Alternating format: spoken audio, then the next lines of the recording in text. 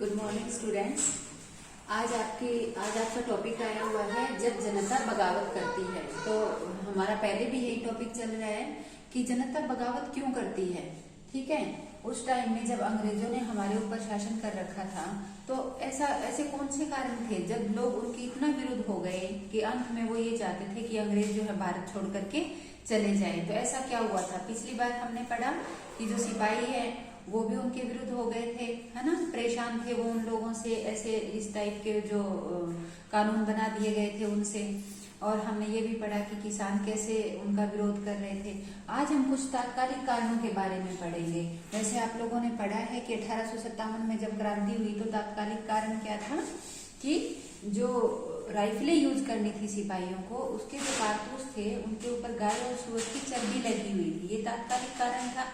तो ये कारण जो हमें पता चलते हैं वो कहाँ से पता चलते हैं? कुछ उदाहरण हमारे सामने आते हैं, कुछ साहित्य हमारे सामने आता है, कुछ बुक्स हम पढ़ते हैं पुरानी लिखी हुई लेखकों की, जिनसे हमें पता चलता है कि जनता में क्रोध क्यों था। ठीक है, वो उसके अंग्रेजों के विरुद्ध हुई क्यों। तो आज हम उसी के बारे में पढ़ेंगे। हमारे पास यहाँ पे दो उदाहरण हैं। पहला उदाहरण है 84 नियमों की सूची और दूसरा उदाहरण है हर टुकड़ी में उत्तेजना छाना। तो सबसे पहला जो उदाहरण है 84 नियमों की सूची, ये क्या थी? इसमें एक एग्जाम्पल दिया हुआ है कि विष्णु भट्ट गोडसे हैं, महाराष्ट्र के थे। ठीक है, इन्होंने एक पुस्तक लिखी माझा प्रवास। क्या नाम है पुस्तक का? माझा प्रवास। अब वो उनके साथ में क्या हुई, एक घटना हुई। वो और उनके चाचा जी मथुरा में एक आयोजित यज्ञ के लिए वो जा रहे थे। रास्ते में सिपाहियों द्वारा कोहराम होने की चेतावनी दी गई और वापस लौटने की सलाह दी गई। अब कारण क्या था, क्यों कहा उन्होंने ऐसा? कारण ये था कि अंग्रेजों द्वारा 84 नियमों का, 84 नियमों का कलकत्ता में ऐलान कर दिया गया था। राजाओं का नियमों से मानने से इनकार कर दिया गया था और लोगों की नाराजगी क्या थी कि 84 जो नियम है वो उनके धर्म के विरुद्ध हैं। और धर्म युद्ध की जो तैयारी है वो की जा चुकी है, तारीख रखी जा चुकी है, दिन रखा जा चुका है, योजना भी सारी की सारी तैयार है। तो पहले उदाहरण से हमें क्या देखने को मिला कि विष्णु भट्ट हैं, वो अपने चाचा जी के साथ में मथुरा में कोई यज्ञ है, उसका आयोजन है, उसमें हिस्सा लेने के लिए जा रहे हैं। लेकिन रास्ते में जो है वो सिपाही क्या बोलते हैं, उन्हें कुछ सिपाही मिलते हैं, वो कहते हैं कि आप लोग वापस चले जाइए क्योंकि 2-3 दिन के अंदर में यहाँ पे पूरा एक कोहराम मचने वाला है। अब उसके पीछे उन्होंने कारण क्या बताया? उन्होंने कारण ये बताया कि अंग्रेजों ने नियम बना दिए हैं, 84 नियम बना दिए हैं और उनका ऐलान भी किया जा चुका है कलकत्ता के अंदर। लेकिन जो भारतीय राजा हैं उन्होंने ये बोल दिया कि हम इन नियमों को मानेंगे नहीं। ठीक है, तो वो दोनों विरोध कर रहे हैं। लोग जो हैं वो भी अंग्रेजों के विरुद्ध है। लोगों की नाराजगी क्यों है? लोगों को ये लगता है कि ये जो 84 नियम अंग्रेजों ने किए हैं, बनाए हैं, ये हमारे धर्म के विरुद्ध है। लोगों को कहीं ना कहीं ये लग रहा था कि अंग्रेज हमारा धर्म तो जो है भ्रष्ट करना चाह रहे हैं और हमें ईसाई बनाना चाह रहे हैं। तो इस उदाहरण से, इनकी बुक से हमें ये पता चलता है कि जो लोग हैं वो उनके विरुद्ध थे। और साथ में उन्होंने ये भी बताया कि धर्म युद्ध की तैयारी की जा चुकी है।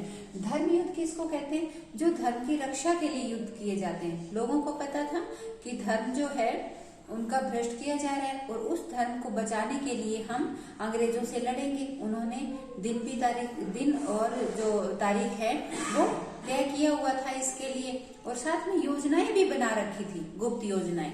और उन योजनाओं को दूसरी छावनियों तक भी पहुंचा रखा था कि हमें इस दिन इस तारीख को धर्म युद्ध के लिए तैयार रहना है।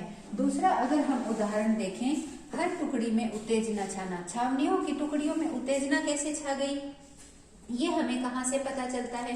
बंगाल आर्मी के सूबेदार थे सीताराम पांडे और उनके कमान ऑफिसर थे नारगेट। उन्होंने ये कहा कि आपकी जो जॉब के जितने भी टाइम आपने गुजारा है इस जॉब में, वो अंग्रेजों के मददगार थे। ठीक है, तो उनको ऑफिसर नारगेट ने कहा कि आप अपना संस्मरण लिखिए। ठीक है, उन्होंने संस्मरण लिखा फ्रॉम सिपाही टू सूबेदार। तो इसमें उन्होंने क्या क्या लिखा, एक तो ये लिखा कि अवध में हुए कब्जे से सिपाहियों में क्रोध था। सिपाहियों में क्रोध इसलिए था 1856 में लॉर्ड डलहौजी ने कब्जा कर लिया था अवध के ऊपर, इससे वो परेशान थे, क्रोध में थे। फिर क्या है, सिपाहियों व जनता का मानना था कि अवध के नवाब और मुगल बादशाह के साथ धोखा हुआ है। अवध के नवाब को हटाना भी गलत था और मुगल बादशाह को भी वहां से निष्कासित करना भी गलत था। राइफलों के कारतूसों पर गाय व सुअर की चर्बी, अंत में क्या होता है कि जो सैनिकों को राइफल यूज करनी थी उस पे गाय और सुअर की चर्बी लगी हुई थी, जो कि हिंदू और मुस्लिम दोनों धर्मों के खिलाफ थी। इसलिए उनको ये लगा कि जो ये अंग्रेज हैं हमारे खिलाफ है। तो दूसरा जो उदाहरण हमने देखा, इसमें क्या है, एक बंगाल आर्मी में एक सूबेदार है, नाम क्या है, सीताराम पांडे, ठीक है।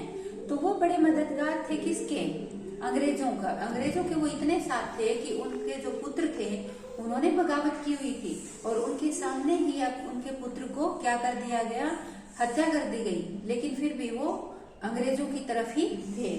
तब उनके जो एक कमान ऑफिसर थे नारगेट, वो उन्हें यूं कहते हैं कि आपने जो जितनी जॉब की है उसमें एक संस्मरण लिखिए। संस्मरण क्या होता है, अपनी यादों को लिखना, ठीक है, कि आपने जो भी देखा वो अपने संस्मरण में लिखिए। तो वो संस्मरण लिखते हैं, नाम क्या है, फ्रॉम सिपाही टू सूबेदार, यानी जब वो सिपाही भर्ती हुए थे और बाद में सूबेदार रिटायर हुए तो वहां से वहां तक का जो सफर था, जो यात्रा थी, उसमें उन्होंने क्या क्या लिखा, उसमें उन्होंने 1857 के बारे में लिखा कि सिपाही और जनता का ये मानना था कि अवध के नवाब के साथ जो हुआ है तो वो भी गलत था, क्योंकि 1856 में लॉर्ड डलहौजी ने क्या कहा कि नवाब जो हैं अवध के, वो जो हैं वो इस लायक ही नहीं है कि प्रशासन को संभाल सके, इसलिए उनको हटा दिया गया और अवध को अंग्रेजी साम्राज्य के अंतर्गत लाया गया। ऐसे ही मुगल बादशाह के लिए लॉर्ड कैनिंग ने बोल दिया था 1857 आते आते कि अब आगे से कोई भी मुगल बादशाह नहीं कहलाएगा, इनका जो प्रशासन है यहीं पे, इनका जो सत्ता है यहीं पे ही खत्म कर दी जाएगी। तो इसलिए भी लोगों को लग रहा था कि ये धोखा हुआ है। और लास्ट में क्या होता है, जो सैनिक थे जो राइफल यूज करते थे उसमें एक कारतूस लगा होता था जिसको मुंह से काटना होता था।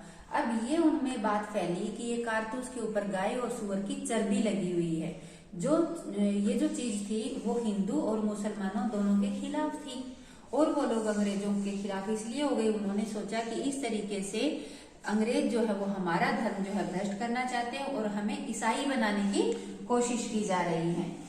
तो इसलिए हमें ये पता चलता है उदाहरणों से कि जनता ने बगावत क्यों की थी, जनता में क्रोध किस बात का था। अब हम थोड़े क्वेश्चन देख लेते हैं।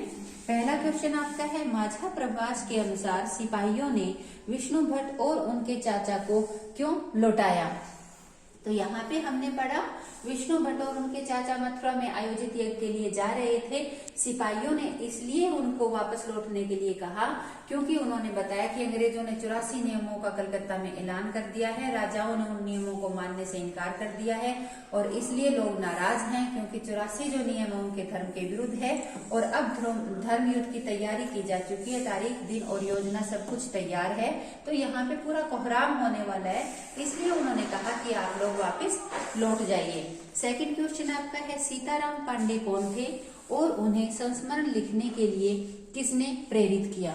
तो यहाँ आप देखेंगे सीताराम पांडे जो है बंगाल आर्मी के सूबेदार थे सीताराम पांडे और उनको संस्मरण लिखने के लिए प्रेरित किसने किया था, कमान ऑफिसर नारगेट ने। थर्ड क्वेश्चन आपका है, अंग्रेजी फौज के भारतीय सिपाहियों में अविश्वास क्यों भर गया था। तो अविश्वास इसलिए भर गया था, एक तो वो इसीलिए परेशान थे कि भाई अवध के ऊपर जो अवैध कब्जा किया गया वो गलत है, मुगल बादशाह के साथ जो उनको जो निष्कासित किया गया, उनकी जो सत्ता खत्म कर दी गई वो भी गलत है, और तीसरी बात जो उनके साथ में हुई कि कारतूसों पे गाय और सुअर की चर्बी लगा दी गई जो उनके धर्म के खिलाफ थी, इसलिए वो जो है अविश्वास से भर गए थे अंग्रेजों के प्रति। फोर्थ क्वेश्चन आपका है, इतिहास को जानने के लिए संस्मरण किस प्रकार सहायक हो सकता है।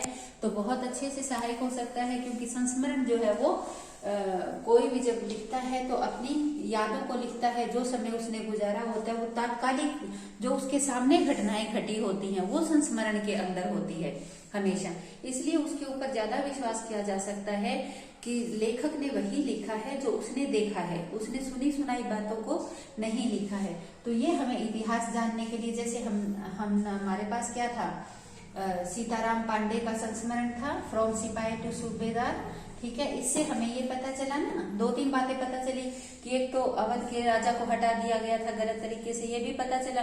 दूसरा ये कि मुगल बादशाह की सत्ता खत्म कर दी गई, और तीसरी बात ये कि राइफलों पे गाय और सुअर की चर्बी लगी हुई थी। ये सब बातें हमें कहाँ से पता चली कि लोगों ने बगावत क्यों की, लोगों में क्रोध क्यों था, कहाँ से पता चलती है? ये बातें हमें पता चली सीताराम ने जो संस्मरण लिखा उसके द्वारा। इसीलिए कहा जाता है कि इतिहास को जानने के लिए जो संस्मरण है वो बहुत ही जरूरी चीजें हैं, ठीक है। Thank you so much.